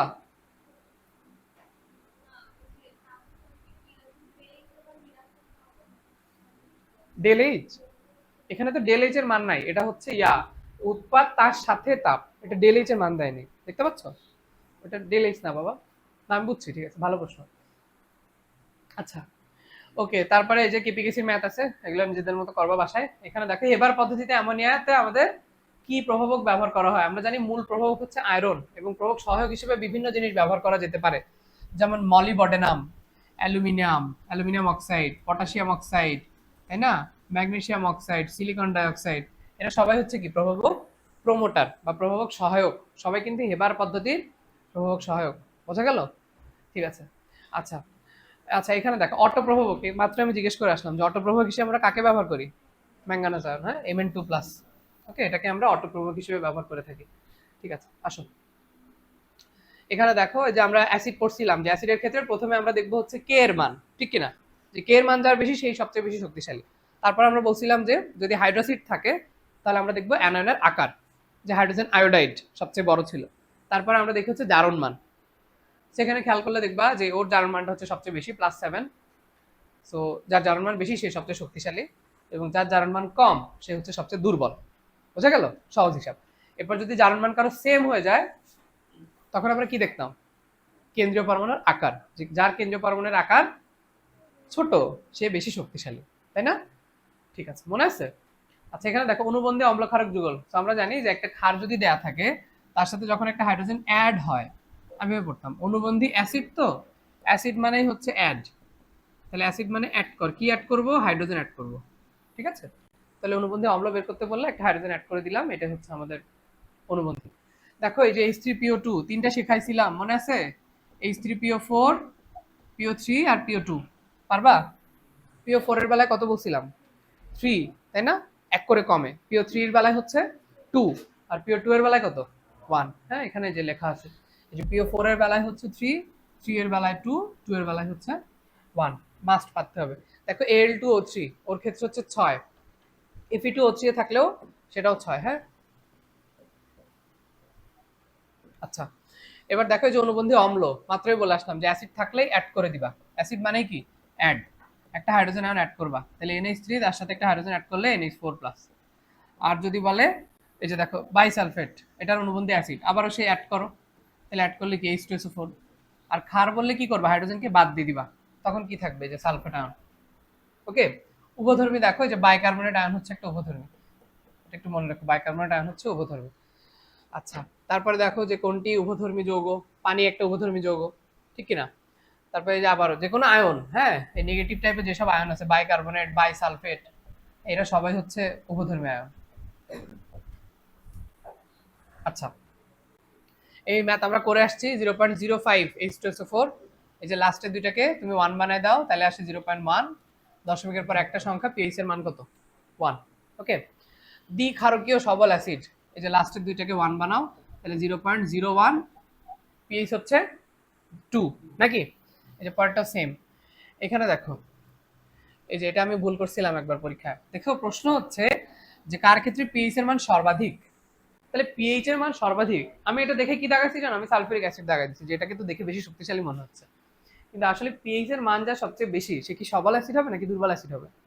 দুর্বল অ্যাসিড হবে। কিন্তু এটা কিন্তু মাথায় সবসময় কাজ করে না পরীক্ষার হলে, বুঝছো, সহজ জিনিসও ভুলাই যায়। তাহলে পিএইচ এর মান সবচেয়ে বেশি, তার মানে হচ্ছে কে সবচেয়ে দুর্বল অ্যাসিড। এবং এখানে খেয়াল করে দেখো সবচেয়ে দুর্বল হচ্ছে কোনটা, এই যে কার্বনিক অ্যাসিড। ঠিক, তাহলে এটাই হচ্ছে আমাদের অ্যান্সার, যে পিএইচ এর মান সর্বাধিক হচ্ছে সবচেয়ে দুর্বল অ্যাসিড, যে আর বাকি কিছুই ক্যালকুলেশন করার দরকার নাই। ওকে জান্নাত, বুঝতেছো? ঠিক আছে, ওকে। আচ্ছা এখানে দেখো যে কোন কোন পিএইচ মানে দ্রবণে হাইড্রোজেনের ঘনমাত্রা বেশি, এই যে যার পিএইচ কম সেখানে হাইড্রোজেনের ঘনমাত্রা সবচেয়ে বেশি। ওকে, আচ্ছা বিশুদ্ধ পানিতে হাইড্রোজেন আয়নের মান কত? হাইড্রোজেন আয়ন বললে 10⁻⁷, যদি OH বলতো তাহলে কত হতো? 10⁻⁷, এবং দুইটার গুণফল হচ্ছে 10⁻14। এটা হচ্ছে কি পানির আয়নিক গুণফল, তাই না বলো? আচ্ছা আসো, এখানে দেখো 25°C তাপমাত্রায় বিশুদ্ধ পানির পিএইচ, আমরা জানি বিশুদ্ধ পানির পিএইচ হচ্ছে 7, পড়ে আসছে আগেই। এই দুইটা গুণ করে দিবা আর কি, যে √K × C, এই দুটা √ এটা ইন্টু এটা করে দিলে দেখবা মান চলে আসছে। আচ্ছা দেখো এটা পড়াইছিলাম যে একটার পিএইচ 3, একটার পিএইচ 6, তাহলে তার ঘনমাত্রা কিন্তু হ্রাস পেয়েছে। হ্যাঁ, তাহলে কত গুণ? হচ্ছে 10 গুণ 10 গুণ 10, মনে থাকবে? 6 থেকে 3 হলে ঘনমাত্রা বৃদ্ধি পেয়েছে, আর যদি 3 থেকে 6 হয় তাহলে ঘনমাত্রা হ্রাস পেয়েছে। দেখো 0.1 মোলার HCl এর POH কত? 0.1 মোলার যেহেতু, তাহলে পিএইচ হচ্ছে 1, তাহলে পিওএইচ কত হবে বাবা? 13। আচ্ছা দেখো 12.5%, এটার পিএইচ কত? সো প্রথমে হচ্ছে গিয়ে তুমি এই যে বের করে নিছে ওরা, প্রথমে এই যে 12.5 × 10 / 40 করলে ওদের অ্যান্সার আসছে হচ্ছে 3 পয়েন্ট সামথিং। হ্যাঁ, সো দেন ওরা হচ্ছে এটাকে আবার বের করছে আর কি হাবিজাবি করে, বুঝছো? আসো সামনের দিকে যাই, এটা মনে রাখো আর কি, এটা অ্যাকচুয়ালি কি 13.51 হয় আমাদের অনুশীলনীতে, মেবি অ্যান্সার এটা 13.51 দেয়া, if I am not wrong. ওদের বইয়ে দাগানো আছে সবার, দেখো তো একটু, এটা মেবি 13.51 দেয় অনুশীলনীতে। হ্যাঁ, অনুশীলনীতে যেটা দেয়া আছে সেটাই দাগায়ও, মানে অনুশীলনীতে যা আছে তাই দাগাবো, এটা আসলে একটু ঝামেলা আছে প্রশ্নে, এই জন্য আমি স্কিপ করলাম, তাই না? যা আছে তাই দেব। ওকে, এটা দেখো, এটা সহজ, যে 1% সোডিয়াম হাইড্রোক্সাইড এর পিএইচ কত, তাহলে তুমি প্রথমে এটাকে ধরো 1 × 10/40, 1/4 মানে হচ্ছে 0.25, তুমি 0.3 তে কনভার্ট করে নিলা। এবার দেখো সহজ জিনিস, যে 0.3 মোলার কি ছিল এটা? সোডিয়াম হাইড্রোক্সাইড না রে, সোডিয়াম হাইড্রোক্সাইড। তাহলে এটা আমাকে কে বলবা? বৈশাখী বলো, দশমিকের পর একটা সংখ্যা, তাহলে আমরা প্রথমে কি লিখবো? 1 মাইনাস লগ 3, 0.5, তাহলে মান আসতেছে কত? 0.5। এটা কি pH? POH, very good. Okay, আচ্ছা সেমিমোলার 0.5, এটাও তুমি সেম ভাবে করতে পারবা, বুঝছো? ধরো 0.5 দেয়া আছে, তাহলে তুমি এভাবে করবা 1 লগ 5, লগ 5 এর ভ্যালু কত? 2 বাড়াও, 1 - 0.7 আর হচ্ছে 0.3। সহজ না? আমি কিন্তু করে দিলাম সবই। এরপরে যদি পরীক্ষায় কি বলে আন্ডা মারো, তখন কিন্তু খবর আছে বাবা। আচ্ছা ঠিক আছে, এই যে পিএইচ 6 ছিল 3 করা হয়েছে, তাহলে 10 কিউব, 10 গুণ 10 গুণ 10। আচ্ছা এখানে দেখো, এই যে 10⁻⁹ মোলার সোডিয়াম হাইড্রোক্সাইডের পিএইচ কত হবে? এটার পিএইচ কত? 9, তাই না বলো? লগ 10⁻⁹ করলে কত আসবে? 9 আসবে। তাহলে এখানে হচ্ছে পিএইচ কত হবে? 5, 9 আর 5 14, সহজ হিসাব। দেখো 0.01 মোলার সোডিয়াম হাইড্রোক্সাইড পিএইচ কত? তাহলে পিওএইচ হচ্ছে 2, তাহলে পিএইচ কত হবে? 12। ওকে, আচ্ছা এটা হচ্ছে মিশ্রণের ম্যাথ, একটু বড়, আমি স্কিপ করলাম, না পারলে কেউ আমাকে দেখাও, তখন আবার করে দিবেন, বাসায় করো। এবার দেখো 10⁻⁹ মোলার, হ্যাঁ, তাহলে এটার মোলার ঘনমাত্রা, এই যে বাকিটা কত হবে? 10⁻⁻5, মানে এখানে হচ্ছে হাইড্রোজেন আয়নের ঘনমাত্রা দেওয়া আছে, হাইড্রোক্সিল চাইছে। তো আমরা জানি যে হাইড্রোজেন এবং হাইড্রোক্সিল এই দুটো গুণ করলে কত হয়? 10⁻14, তাই না? গুণ করলে কত হয়? 10⁻14, তাহলে একটার মান দেওয়া আছে 10⁻14, দেখো একটার মান দেওয়া আছে 10⁻9, তাহলে আরেকটার মান কত হবে? 10⁻5, বুঝতে পারছো? আচ্ছা, এবং এতে 25 ডিগ্রিতে পানির আয়নিক গুণফল হচ্ছে 10⁻14, 10⁻14। আসো সামনে যাই, এখানে দেখো ফেরিক ক্লোরাইড দ্রবণের পিএইচ কত? যেহেতু এটা একটা অম্লীয় দ্রবণ, ঠিক কিনা, কাজে এটার পিএইচ এর মান হবে 7 এর থেকে কম। আচ্ছা, আবারও এই সব মৌলের পিএইচ দেয়া আছে, এগুলো তুমি কই রয়েছে? 0.4 আসছে তো মান, তাহলে 1 - log 4, আর করলাম না, পারবা না এখন? পারবা না আসলে?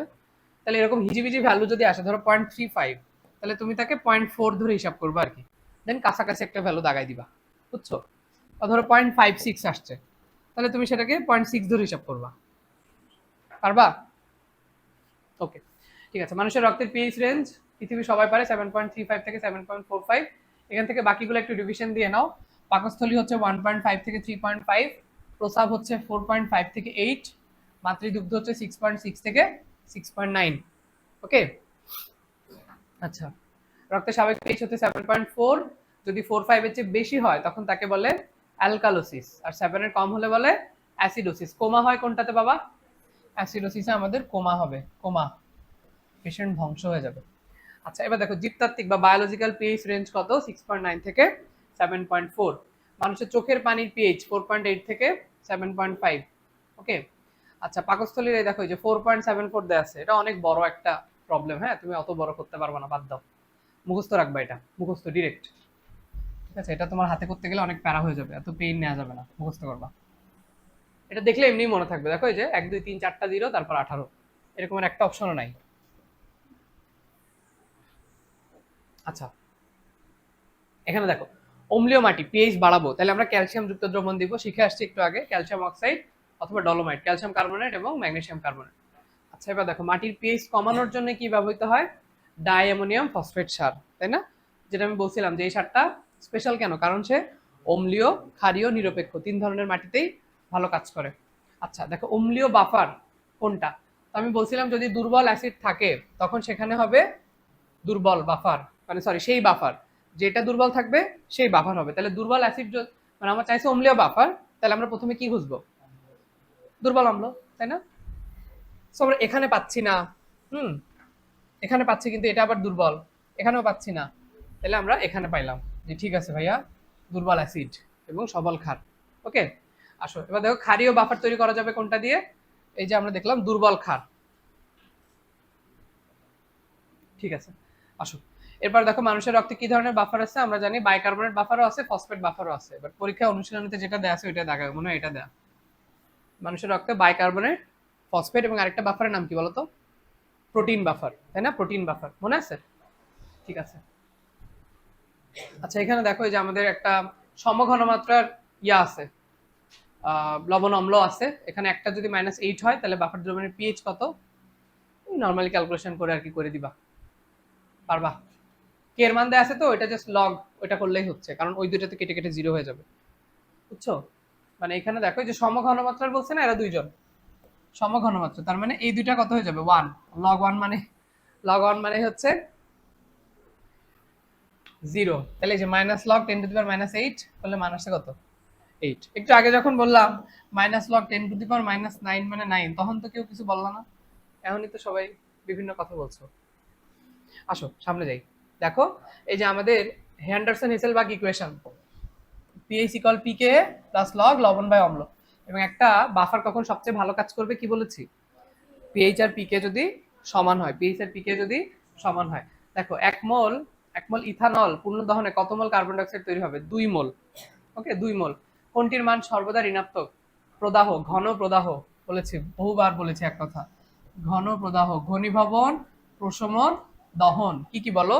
ঘনীভবন, প্রশমন, দহন, এরা কি সবাই তাপ উৎপাদী, সবাই কি তাপ উৎপাদী। ঠিক আছে, আসো দেখো অদাহ্য পদার্থ হচ্ছে নাইট্রোজেন, তা বাদে সবাই হচ্ছে দাহ্য। ওকে, আচ্ছা তীব্র অ্যাসিড তীব্র ক্ষার প্রশমন তাপ কত? শিখে আসছি 57.34, তাই না? বলো। আর 4-3 কখন হবে? যদি আমরা সোডিয়াম হাইড্রোক্সাইডের জায়গায় পটাশিয়াম হাইড্রোক্সাইড দিয়ে দিই, তাই না? যদি আমরা পটাশিয়াম হাইড্রোক্সাইড দিয়ে দিই তখনই কিন্তু 4-3 হয়ে যাবে। ওকে, এগুলো বড় বড় ম্যাথ কইরো একটু বাসায়, এগুলো আসে সিকিউতেও। এখানে দেখো কার পিএইচ এর মান সবচেয়ে বেশি? যে সবচেয়ে শক্তিশালী ক্ষার হবে, ঠিক কি না? তার পিএইচ সবচেয়ে বেশি হবে। আচ্ছা এখানে কোনটা সঠিক নয়? এটা আর কি আমাদের অ্যান্সার দেওয়া আছে যে 10⁻⁹ মোলার HCl এর পিএইচ হচ্ছে 9। আসলে এটা ভুল কেন? কারণ একটা অ্যাসিডের পিএইচ কখনো তো 7 এর চেয়ে বেশি হওয়ার কথা না, তাই না? বলো। আর HCl এই জন্য আর কি বলেছে যে এটা সঠিক না। ওকে, এই যে তোমার তখন যেটা বলতেছিলাম শান্ত, হ্যাঁ, যে আমি যদি এরকম দেখতে পাই, বুঝছো, যে দেখো এখানে বিক্রিয়া হয়েছে, সরি পানি, আমি লবণ বলছিলাম না, এটা হচ্ছে পানি, যে তোমার একটা মনে করো এই যে অ্যাসিড আর ক্ষার বিক্রিয়া করেছে, করার পরে এখানে 2 মোল পানি তৈরি করছে। ঠিক আছে, আমি তখন লবণ বলছিলাম আর কি, এটার কথা লবণ না পানি। যদি 2 মোল পানি তৈরি হয় তখন প্রশমন এনথালপির মান হবে 2 × 57.34। হ্যাঁ, মানে আমরা নর্মাল যে ভ্যালুটা জানি, তাহলে তখন কত আসবে? 114। হ্যাঁ, তাহলে এটা কিন্তু আমাদের পানি কয় মোল তৈরি হয়েছে তার উপর ডিপেন্ড করছে, কেমন? ঠিক আছে, এটা আর কি বলছিলাম, তাহলে খেয়াল রাখো এটা। এখানে দেখো যে কোন যৌগকে 7.4 পিএইচ এর সাথে যুক্ত করলে পিএইচ এর মান কমবে, তার মানে অ্যাসিড কিছু একটাকে যুক্ত করতে হবে, তাহলে এই যে CH3COOH কে অ্যাড করলে পিএইচ এর মানটা কমে যাবে। এই যে মানটা মুখস্থ করাইছিলাম হাত পায়ে ধরে, HCl এর কে এর মান 2.5 × 10⁻7, 5 আর 2 হচ্ছে কত, 7। ওকে, নেক্সট দিন এক্সামে যদি সবাই মানে ভালো না করছো, খারাপ খবর আছে কিন্তু। রাতে দেখি সামিরে বলবানি কুইজ নিতে, তোমরা অংশ নিও সবাই। দেখো এই যে আমরা জানি যে সাম্য ধ্রুবক বা হার ধ্রুবক শুধুমাত্র একটা জিনিস দিয়ে পরিবর্তিত হয়, কি নাম তার, তাপমাত্রা, তাই না, তাপমাত্রা। তাহলে যে তাপমাত্রার জন্য সাম্য ধ্রুবক এবং হার ধ্রুবক উভয় পরিবর্তিত হয়, এটা একটু মনে রেখো। ঠিক আছে, এখানে দেখো এই যে দুর্বল অ্যাসিড এবং তার সাথে সবল ক্ষার, তাহলে যে লবণ হবে তার পিএইচ হবে ক্ষারীয়, হ্যাঁ মানে 7 এর চেয়ে বেশি। এগুলো পরিমাণগত রসায়নে আছে, পড়ছো না এখানে, পরিমাণগত রসায়নে কিন্তু আছে এগুলো। আচ্ছা এটা একটু মুখস্থ করো, বাইকার্বনেট এবং কার্বনিক অ্যাসিডের অনুপাত হচ্ছে 20:1, 20:1, হ্যাঁ মুখস্থ। দেখো আমাদের রক্তে 3টা বাফার ছিল, ফসফেট, বাইকার্বনেট এবং প্রোটিন বাফার। সবচেয়ে বেশি ছিল কোনটা, বাইকার্বনেট, এবং সবচেয়ে শক্তিশালী ফসফেট, মনে আছে? আচ্ছা ঠিক আছে।